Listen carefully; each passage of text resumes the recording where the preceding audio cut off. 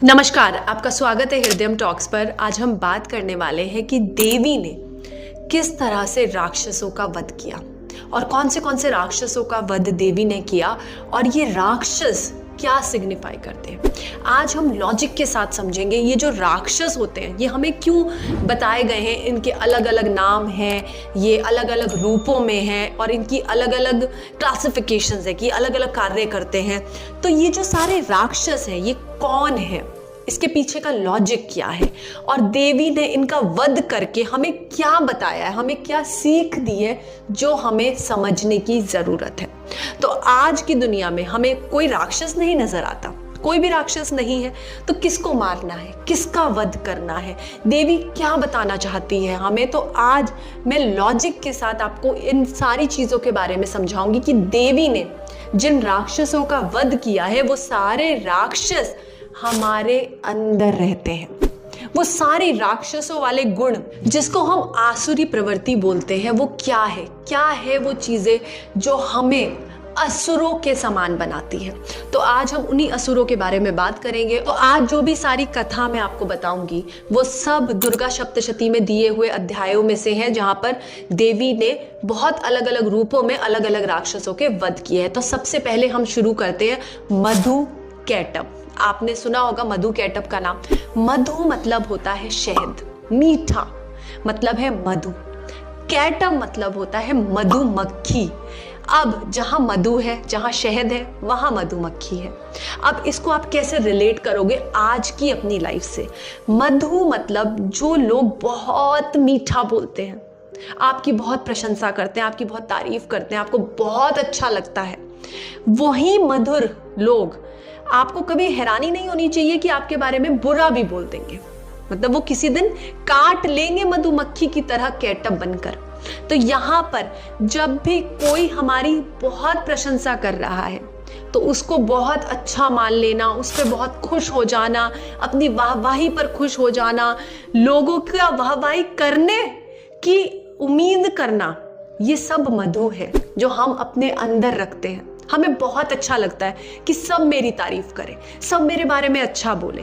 तो वहां हमें उस मधु को अपने अंदर से मारना है, इस उम्मीद को, इस प्रवृत्ति को कि मैं किसी से आशा कर रहा हूं कि लोग मेरे बारे में अच्छा ही बोलेंगे, सब तारीफ ही करेंगे। उस मधु को मारने का मतलब है मधु को मारना।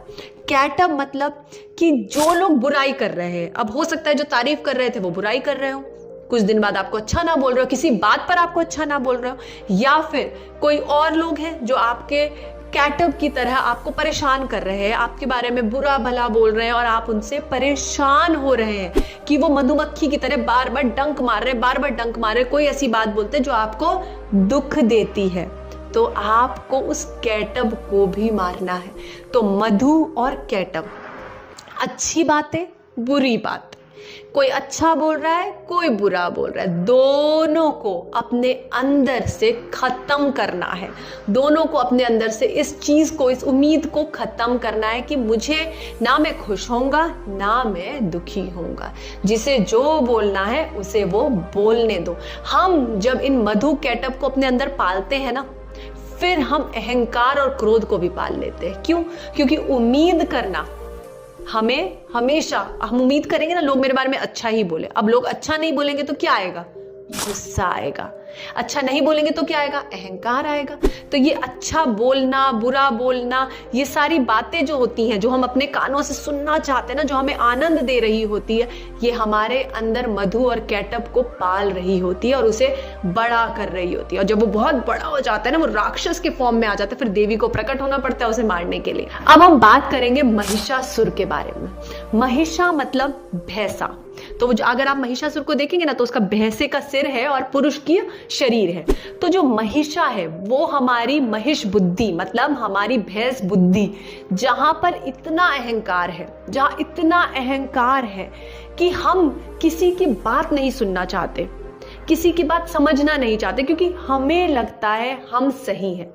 वो अहंकार, अभी जैसे मधु कैटभ से ही वो अहंकार बना है, और वो अहंकार इतना बढ़ जाता है कि जो सामने वाला बोल रहा है वो गलत बोल रहा है, जो सामने वाला समझा रहा है वो गलत समझा रहा है।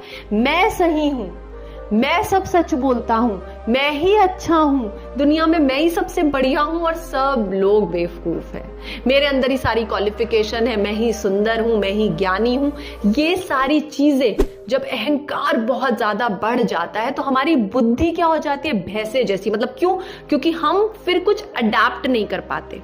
क्योंकि जब अहंकार होगा, मुझे लगेगा मैं ही ज्ञानी हूं, तो फिर मैं कैसे अडेप्ट करूंगी, मैं कैसे किसी और की बात सुनूंगी? मैं नहीं सुनूंगी, मैं कहूंगी तुमको कुछ नहीं आता, मुझे ही सब कुछ आता है। और हम उन चीजों को क्या करते हैं, हम सुनना नहीं चाहते। और जब हम सुनना नहीं चाहते तो हम अहंकार में जीते हैं, और ये अहंकार एक दिन बहुत बढ़ जाता है और फिर माँ त्रिशूल लेकर हमारे ऊपर ऐसे ही खड़ी होती है जैसे हम पिक्चर में देखते हैं कि महिषासुर का माँ वध कर रही है। तो महिषासुर, याद रखिए, जब आप में अहंकार आ जाए तो आपकी बुद्धि कैसी हो रही है, महिष जैसी, और आप क्या बनते जा रहे हैं, महिषासुर बनते जा रहे हैं। अब हम बात करेंगे धूम्र लोचन की। धूम्र मतलब स्मोकी, बहुत जैसा धुंधला धुंधला, और लोचन मतलब आंखें। जब हमारे को जीवन में क्लैरिटी नहीं होती, क्लैरिटी मतलब कुछ नहीं दिख रहा है, कुछ नहीं पता, हम बस कर रहे हैं, करने के लिए कर रहे हैं, जीवन में क्यों कर रहे हैं, क्यों आगे बढ़ रहे हैं, कोई क्लैरिटी नहीं होती ना चीजों में, तब हमारी दृष्टि, हमारा जीवन धूम्र लोचन जैसा होता है। मतलब एक अज्ञानी असुर जैसा होता है। हमारे जो कार्य होते हैं, हमारे जो काम होते हैं, हमारी जो प्रवृत्ति होती है, वो एक असुर जैसी हो जाती है। क्यों? क्योंकि जीवन में क्लैरिटी बहुत जरूरी है। हमें पता होना चाहिए हम क्या कर रहे हैं, क्यों कर रहे हैं, इससे क्या होगा, मैं कहाँ जाऊंगा, मेरा गोल क्या है। और हम कभी भी क्लैरिटी की तरफ नहीं बढ़ते। हमें मजा आ रहा होता है इस कंफ्यूजन वाली लाइफ में, और इस कंफ्यूजन में जब हम आगे बढ़ते जाते हैं तो हम अपने अंदर धूम्र लोचन, मतलब आउट ऑफ कंफ्यूजन, हमारे अंदर क्या डेवलप हो जाता है, एक असुर जिसका नाम है धूम्र लोचन। उसके बाद माँ वध करती है चंडमुंड का। चंड मतलब है, चंडमुंड मतलब हमारी फिर बुद्धि के बारे में ही बात हो रही है। चंड मतलब हर चीज में तर्क देना, हर चीज में आर्ग्यूमेंट करना। कई लोगों की आदत होती है कि उनको दूसरे की बात नहीं सुननी, उनको बस आर्ग्यूमेंट करना है, चाहे खुद भी सत्य ना पता हो, तथ्य ना पता हो, फिर भी उनका विचार कैसा होता है, बस मुझे आर्ग्यूमेंट करना है, मुझे कमियां निकालनी है। मेरी आर्ग्यूमेंटेटिव बुद्धि जब हो जाती है, हर चीज में आर्ग्यूमेंट करना, अपने आप को सर्वश्रेष्ठ समझना, तभी तो हम आर्ग्यूमेंट करते हैं, क्योंकि मैं सही हूं, तुम जो कह रहे हो वो गलत कह रहे हो। तो जब हमारी बुद्धि आर्ग्यूमेंटेटिव हो जाती है ना, तो हम अपने अंदर चंड नाम का जो असुर है ना, उसको डेवलप कर लेते हैं। तो इस तरह से चंड और मुंड, मतलब चंड मुंड दोनों हमारे ब्रेन को, हमारी बुद्धि को ही सिग्निफाई करता है। मुंड मतलब कोई रीजनिंग नहीं है, मैं आर्ग्यूमेंट कर रही हूं तो मेरे आर्ग्यूमेंट के पीछे कोई रीजन नहीं है, बस मुझे मजा आ रहा है, मुझे दूसरे की कमियां निकालनी है, मुझे दूसरे की गलतियां ढूंढनी है, इसलिए बार बार मैं क्या करे जा रही हूं, मैं आर्ग्यूमेंट करे जा रही हूं। मेरे पास खुद की कोई रीजनिंग नहीं है। अगर जो लोग बहुत ज्यादा आर्ग्यूमेंट करते हैं ना, आप उनसे पूछ लो कि जो आप बात कह रहे हो ना, इसके पीछे का क्या तर्क है, ये आपने कहां सुना, ये आपने कहां पढ़ा, आपको कैसे पता है। उनके पास कोई आंसर नहीं होगा। वो लोग सिर्फ और सिर्फ अपनी चंड मुंड बुद्धि का इस्तेमाल करते हैं, जहां पर वो सिर्फ आर्ग्यूमेंट करना जानते हैं, उसके पीछे की रीजनिंग नहीं जानते। तो हमें लाइफ में बहुत ज्यादा आर्ग्यूमेंटेटिव नहीं बनना, बहुत ज्यादा तर्क वितर्क में नहीं जाना, बहुत सारा बातें में उलझना, डिबेट्स में उलझना, लोगों को गलत साबित करके दिखाऊंगा मैं ही सही हूं, मेरा ही तर्क सही है, उन चीजों में नहीं पढ़ना। क्योंकि उन चीजों में पढ़ने के बाद हम अपने अंदर चंड मुंड डेवलप कर लेंगे हम, और हमारे पास रीजनिंग नहीं होगी तो अगेन हमें क्या होगा, हम और कंफ्यूजन में जाएंगे तो फिर धूम्र लोचन, और फिर वो कंफ्यूजन हमें कहीं ना कहीं अहंकार की तरफ ले जाता है। तो ये सारी चीजें ना डेवलप होती जाती हैं।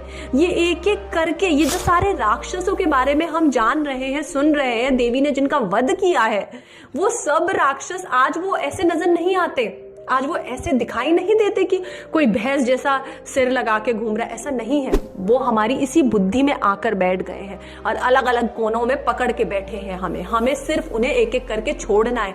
जब हमें पता चलेगा कि कौन सी प्रवृत्ति मेरी ज्यादा स्ट्रांग हो रही है, या क्या चीज है इनमें से जो मैं अपने अंदर ज्यादा डेवलप कर रहा हूं, उस असुर को उसी दिन मार गिराइए, उस शक्ति से। क्योंकि हम सब में या देवी सर्वभूतेषु शक्ति रूपेण संस्थिता, नमस्तस्यै नमस्तस्यै नमस्तस्यै नमो नमः।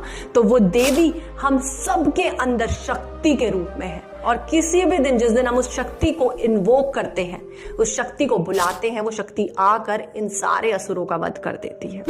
तो यहां पर वध सामने वाले का नहीं करना है, अपने विचारों का करना है, अपनी बुद्धि का करना है। अब हम बात करते हैं, मां ने फिर वध किया शुंभ और निशुंभ का। अब शुंभ कौन है? शुंभ है हमारी बुद्धि जो दूसरों पे डाउट करती है। जब हम दूसरों पे डाउट करते हैं ना, बहुत कमियां निकालते हैं, ये सही बोल रहा है, मुझे नहीं लगता ये सही बोल रहा है, मुझे नहीं लगता भगवान होते हैं, मुझे नहीं लगता ये सारी चीजें होती है, मुझे नहीं लगता कि ये सब सच है, मुझे नहीं लगता इस किताब में सही लिखा हुआ है। जब हम दूसरों को डाउट करते हैं, जब हम लोगों को डाउट करते हैं, किताबों को डाउट करते हैं, दुनिया को डाउट करते हैं, ईश्वर को ही डाउट कर लेते हैं। कई लोग होते हैं जो ईश्वर को ही नहीं मानते, तो वहां पर हम अपने अंदर का ना शुंभ एक्टिव कर देते हैं, दूसरे पर डाउट करना, और निशुंभ खुद पर डाउट करना, अपने ऊपर सबसे ज्यादा उंगली उठाना, खुद पर डाउट करना। मैं कर पाऊंगा, मुझसे होगा, मैं कभी ये कर पाऊंगा, मैं कभी सक्सेसफुल होऊंगा, मेरी लाइफ में कभी अच्छी चीजें होंगी, मेरे साथ तो हमेशा ही बुरा होगा, मैं तो हूं ही बुरा, मेरी तो शायद किस्मत ही खराब है, और शायद मेरी तो कुंडली खराब है, पंडित जी ने बताया। तो वो क्या हो गया? निशुंभ। और जब हम ये दूसरों पे डाउट करना, खुद पे डाउट करना, और ये डाउट वाली सिचुएशन चलती रहती है ना, तो शुंभ और निशुंभ राक्षस बहुत एक्टिव हो जाते हैं हमारे अंदर। और वो ही शुंभ निशुंभ और इधर उधर इधर उधर इधर उधर सारी चीजें, और जो ऑप्शंस अच्छे हमारे लिए आने भी वाले होते हैं ना, वो डाउट कर करके वो राक्षस ही उन ऑप्शंस को काट रहे होते हैं। उन्होंने तलवार उठाई होती है और वही मार रहे होते सारे ऑप्शंस को, मता मता मता, क्योंकि इसके अंदर कौन बैठा है? शुंभ और निशुंभ बैठे। तो दूसरों पे डाउट करना, खुद पे डाउट करना किसको एक्टिव कर देगा? आपके अंदर के शुंभ और निशुंभ को। अब हम बात करेंगे रक्त बीज की। रक्त बीज कौन है? आपने कथा सुनी होगी ना कि रक्त बीज, जिसकी रक्त जहां पर उसका एक खून का ड्रॉप गिरता था, वहां से बहुत सारे राक्षस उत्पन्न हो जाते थे उसके जैसे। तो ये है रक्त बीज। तो फिर मां काली प्रकट हुई, जिन्होंने अपनी जीभ को लंबी कर जहां पर भी खून गिरता था वो चाट जाती थी, वो उसको पी जाती थी। क्यों? क्योंकि ताकि और राक्षस उत्पन्न ना हो पाए, और चीजें ऐसी उत्पन्न ना हो पाए। तो अब ये जो रक्त बीज है ना, ये पता है किसको सिग्निफाई करता है? हमारे कर्मों को। कर्म एक के बाद एक के बाद हम करते रहते हैं, और उन कर्मों को संजोते रहते हैं। अब वो कर्म बहुत ज्यादा हो जाते हैं। अब उन कर्म के एक कर्म किया, 10 कर्म उत्पन्न हो गए, एक बुरा कर्म किया और 10 कर्म उत्पन्न हो गए। क्यों? क्योंकि एक बुरे कर्म के साथ बहुत सारे कर्म जुड़े होंगे, और वो कर्म होते रहते। और ये कर्मों का सिलसिला है ना, ये इस लाइफ टाइम का नहीं है, ये तो बहुत सारी लाइफ टाइम का है। तो इस तरह से वो जो रक्त बीज है ना, वो बहुत बड़ा होता रहता है। उसके लिए तो माँ काली को ही आना पड़ेगा। उसके लिए तो हमें सबसे ताकतवर शक्ति की जरूरत है, माँ काली की, क्योंकि हमें अपने कर्मों का भी नाश करना है, हमें उन कर्मों को भी मिटाना है, हमें पूरी तरह से उन कर्मों को चट कर जाना है, उन कर्मों को खत्म कर जाना है, उन्हें पी जाना है। जो भी बुरी चीजें हम कर रहे हैं ना, जिनसे और बुरी चीजें उत्पन्न हो रही है, और मन में विचार आ रहे हैं बुरा करने के लिए, ये सब कर्मों से हो रहा है। और ये कर्म बुरा बुरा बुरा बुरा बुरा बुरा करते करते ना एक दिन हमारे ऊपर इतने हावी हो जाते हैं कि हम सब कुछ बुरा ही कर रहे होते हैं, और उस बुरा करते करते करते करते बहुत सारे रक्त बीज बन जाते हैं, जिसका भुगतान अब हमें करना है। हमारे अंदर बहुत सारे रक्त बीज हो जाएंगे, क्योंकि वो कर्म बहुत सारे हम इकट्ठे कर लेंगे, और उसके लिए फिर देवी को आना पड़ेगा। और देवी कहाँ है? देवी हम सबके अंदर है, देवी हम ही है, हम ही देवी का रूप है, देवी शक्ति का रूप है। जिस दिन हम शक्ति को बुलाएंगे, शक्ति आ जाएगी और एक एक करके ना इन राक्षसों का नाश करती है, हमारी इस बुद्धि का नाश करती है, हमारे कर्मों का नाश करती है, हमारे अहंकार का नाश करती है। तो कोशिश करिए कि आप इनमें से कोई भी राक्षस को अपने अंदर ना पैदा करें, ना पालें, ना अपनी प्रवृत्ति को आसुरी प्रवृत्ति बनाएं। तो मैं आशा करती हूँ कि आज की वीडियो आपको अच्छी लगी होगी। वीडियो अच्छी लगी है तो वीडियो को लाइक जरूर करिएगा, हमारे चैनल को सब्सक्राइब जरूर करिएगा। बहुत बहुत धन्यवाद।